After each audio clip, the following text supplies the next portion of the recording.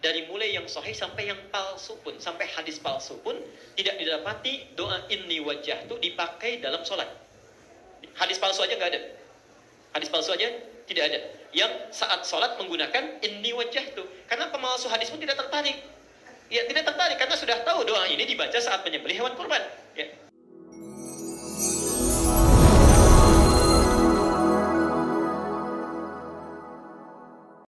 Seringkali diajarkan anak-anak kita ya dengan bacaan saat kecilnya Allahu Akbar kabira walhamdulillah subhanallahi bukratan wa asila. Ada dalilnya, ada. Itu satu doa pertama. Lalu digabungkan dengan yang kedua. Ya, selanjutnya apa? Awas, inni wajjahtu atau wajjahtu? Dipikir-pikir dulu. Waktu kecil bacanya apa? Inni wajjahtu. Sudah besar? Sudah besar lagi? Anda mesti bedakan. Ada inni wajjahtu, ada wajjahtu, itu berbeda. Ya, itu berbeda. Tapi hadisnya ada juga. Saya sering sampaikan, yang menggunakan inni wajjahtu ada hadisnya. Anda temukan di Ibnu Majah, nomor hadis 3221 dari sahabat Jabir bin Abdullah. Jabir bin Abdullah. Pelan-pelan. Saya mau sampai tuntas membahas ini. Sekarang kita bedakan dulu antara wajjahtu dengan inni wajjahtu. Kalau Anda membaca wajjahtu, walaupun disambungkan dengan Allahu Akbar kabira, itu benar. Dua doa disambungkan. Benar. Hadisnya Sahih Muslim, nomor hadis 1848. Ya, Musnad Ahmad, nomor hadis 764. Dari Ali bin Abi Thalib. Kata Ali, saya bacakan hadisnya. Sallaitu khalfa Rasulillah sallallahu alaihi wasallam. Saya pernah salat di belakang Rasulullah sallallahu alaihi wasallam. Fastaftaha. Menggunakan istiftah. Fastaftaha. Maka beliau membaca doa istiftahnya. Ya, wajjahtu wajhiya lilladzi fataras samawati wal ard, dan seterusnya hadis. Panjang itu redaksinya. Ya, panjang redaksinya. Kalau Anda ingin singkat misalnya sampai hanifa wa ma ana minal inna salati wa nusuki wa mahyaya lillahi rabbil alamin la syarika lahu wa bidzalika umirtu wa ana minal muslimin, atau wa ana awwalul muslimin. Ada sampai situ. Riwayatnya tadi dari Ibnu Umar di Musnad Ahmad nomor hadis 4339. Tapi dua-duanya dimulai dengan wajah itu tidak menggunakan ini. Kalau Anda ingin baca yang pakai ini, bisa ditemukan di Ibnu Majah nomor hadis 3221 dari Jabir bin Abdullah. Tapi bisa dibaca, kapan dibacanya? Dari mana taunya? Ayo kita bacakan dulu hadisnya, ya. Baru kita simpulkan. An Jabir bin Abdullah radhiyallahu anhu qala. Hadis riwayat Jabir bin Abdullah, semoga Allah meridai kepada beliau. Beliau sampaikan, "Ra'aitu, saya seringkali melihat Rasulullah sallallahu alaihi wasallam, Rasulullah sallallahu alaihi wasallam hina yadhbah, setiap kali beliau menyembelih hewan kurban, aqbala al-qiblah, menghadapkan hewannya ke arah kiblat, thumma qala, kemudian mengatakan, Allahumma hadza min Muhammad, ya Allah, mohon terima kurban ini dari Muhammad, wa ali Muhammad, dan dari keluarga Muhammad, wa ummat Muhammad, dan dari umatnya Muhammad yang dalam hidupnya tidak pernah bisa kurban." Rasulullah sallallahu alaihi wasallam, orang paling takwa di muka bumi ini, ketika akan kurban masih memikirkan umatnya yang belum bisa berkurban.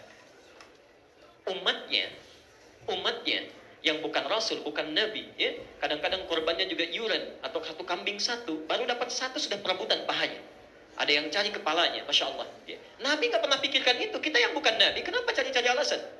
Hati-hati ya. Nah, yang paling menarik, thumma qala, kemudian beliau memulai doanya, Bismillahi Allahu Akbar, inni wajjahtu.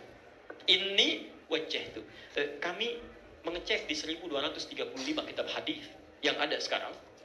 Dari mulai yang sahih sampai yang palsu pun, sampai hadis palsu pun tidak didapati doa inni wajjahtu dipakai dalam sholat. Hadis palsu aja nggak ada. Hadis palsu aja tidak ada. Yang saat sholat menggunakan inni wajjahtu. Karena pemalsu hadis pun tidak tertarik. Ya, tidak tertarik karena sudah tahu doa ini dibaca saat menyembelih hewan kurban. Ya. Bahkan seorang tokoh NU, namanya Kiai Haji Muhyiddin Abdus Somad, mengarang buku judulnya Fikih Tradisionalis. Ya, itu pedoman orang itu yang fikih tradisionalis, ya. Ada 393 halaman. Warnanya coklat luarnya. 393 halaman. Dibuka halaman ke-87 sampai halaman 88. Jadi kalau Anda balik halaman 88-nya, Anda temukan di sini, ini hadis pertama ini, dan beliau cantumkan, ya, hadis riwayat Musnad Ahmad nomor hadis 4339.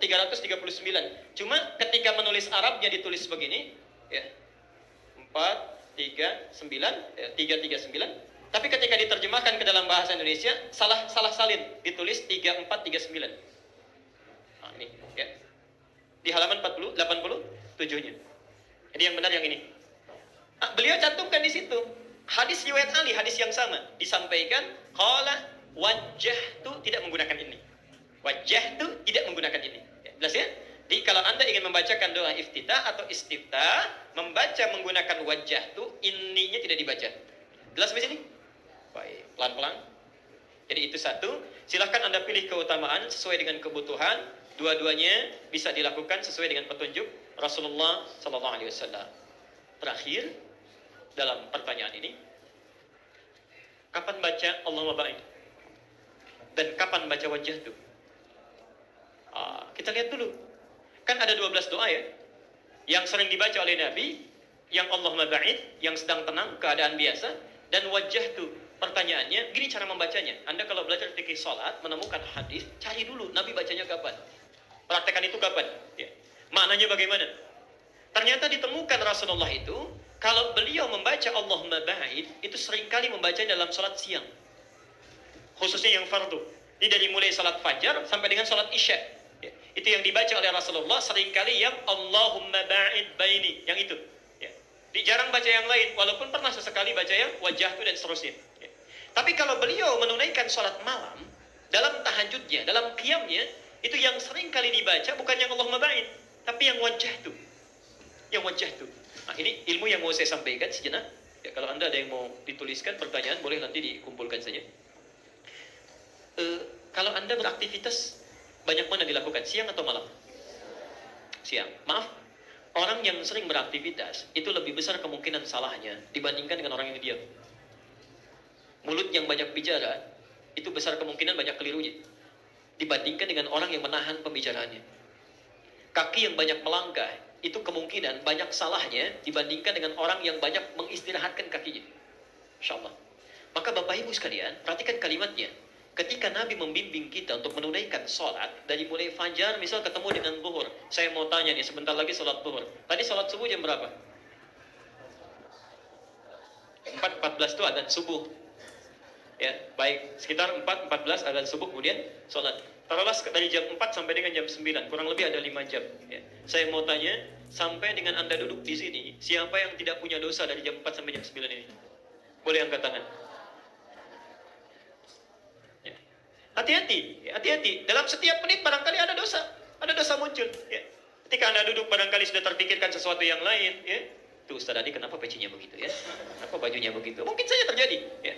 Di pikiran kita kadang keliru, tangan kita keliru. Nah, perhatikan. Saat Anda masuk kepada zuhur, misal selang dari 6 jam, dari mulai fajar, maka tidak ada manusia luput dari dosa. Ketika Anda sholat, Anda bacakan, perhatikan kalimatnya.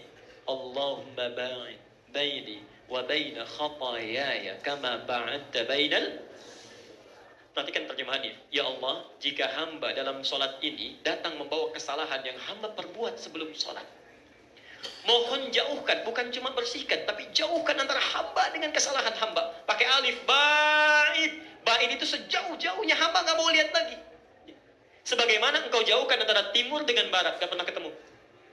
Allahumma naqqini minal khataya kama yunaqqa thawbul abyadu minad danas. Kalau dosa hamba begitu pekat, kesalahannya begitu keliru luar biasa, mohon bersihkan ya Allah seperti noda dibersihkan dari pakaian. Allahumma ighsilni bil ma'i wa thalji wal barad. Kalau begitu kotor luar biasa, kalau perlu baiklin saja, menggunakan air yang sangat dingin. Sampai-sampai Abu Bakar saat bertakbir itu ingin mengucapkan demikian, saat bertakbir saja itu sudah gemetar tangannya. Saking takutnya kalau beliau dalam sholat membawa dosa. Saking takutnya. Padahal kata Nabi, ini sahabat luar biasa, pahanya saja tidak sebanding dengan amalan umat manusia. Tapi saat takbir dia masih gemetaran karena takut membawa dosa. Dibacakan itu.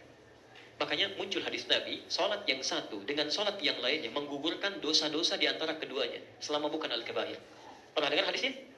Makanya Anda saat membacakan doa itu, Allahumma ba'id, bukan sekedar lisan mengungkapkan, tidak. Tapi hati kita merasakan salah apa tadi. Barangkali seorang suami ketika sedang sholat ada kata yang kasar terhadap istrinya, terhadap anaknya. Istri ada wajah yang tidak disenangi oleh suaminya, ya. Ada ibu yang pernah menangis dalam air matanya, ada tetangga yang kecewa. Anda bertobat itu. Ya. Karena itulah ketika Anda tobat, Anda minta, enak rasanya itu.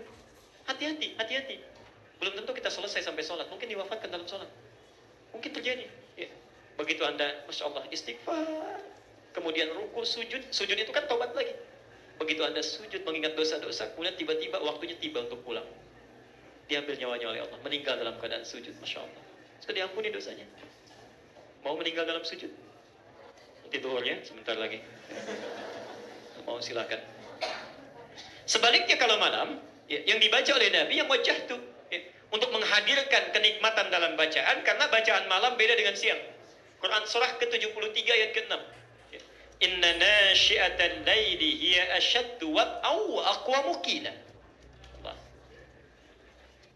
Sungguh, bacaan yang Anda bacakan ya, di malam hari itu akan lebih khusyuk, lebih menyentuh ke dalam jiwa dibandingkan yang dibaca dalam siang. Ya. Karena itu Nabi jarang sekali membaca Allahumma ba'id, tapi membaca yang wajah itu. Perhatikan cara membacanya, saya percepat. Wajjahtu wajhiya lilladzi fataras samawati wal arda hanifan muslima wa ma ana minal musyrikin. Insyaallah. Ya Allah, hamba pasrahkan sepenuhnya diri hamba saat ini, ya, pada Engkau penguasa langit dan bumi. Ya, perhatikan. Inna salati wa nusuki. Sungguh salat yang hamba tunaikan sampai dengan malam ini, dan seluruh ibadah yang hamba kerjakan sampai dengan saat ini, wa mahyaya, dan kehidupan hamba sampai malam ini, wa mamati, atau Engkau wafatkan hamba di malam ini. Coba deh Anda bangun ya, malam-malam saat sedang sunyi, sepi, tidak ada orang, Anda berkata, ya Allah, kalau Engkau wafatkan hamba di malam ini misalnya, sudah tidak ada godaan macam-macam itu. Khusyuk ke hati. Lillahi Rabbil Alamin, hamba ikhlas, ya Allah, hanya untukmu, penguasa semesta alam. La syarika lahu, hamba berjanji tidak akan musyrik lagi. Wa bidzalika umirtu, untuk itu hamba diperintahkan. Wa ana minal muslimin, wa ada awwalul muslimin, dan saya berjanji kalau diberikan kehidupan lagi di masa yang akan datang, esok harinya hamba akan menjadi pribadi muslim yang lebih baik. Anda sudah janji. Ya. Jadi kalau misalnya kemarin, mohon maaf ya, mohon maaf, salat fardunya belum sempat ke masjid di 2 waktu, misal 3 waktu ke masjid, tapi 2 tidak, maka Anda berjanji akan lebih baik dibanding hari sebelumnya. Besoknya 5 waktu ke masjid. Ya. Yang sebelumnya cuma salat fardu, tidak pernah salat sunnah, besoknya dimulai salat sunnah. Yang sebelumnya nggak pernah baca Quran, besoknya walaupun cuma 1 ayat. Itu wa ana minal muslimin. Jelas sampai sini?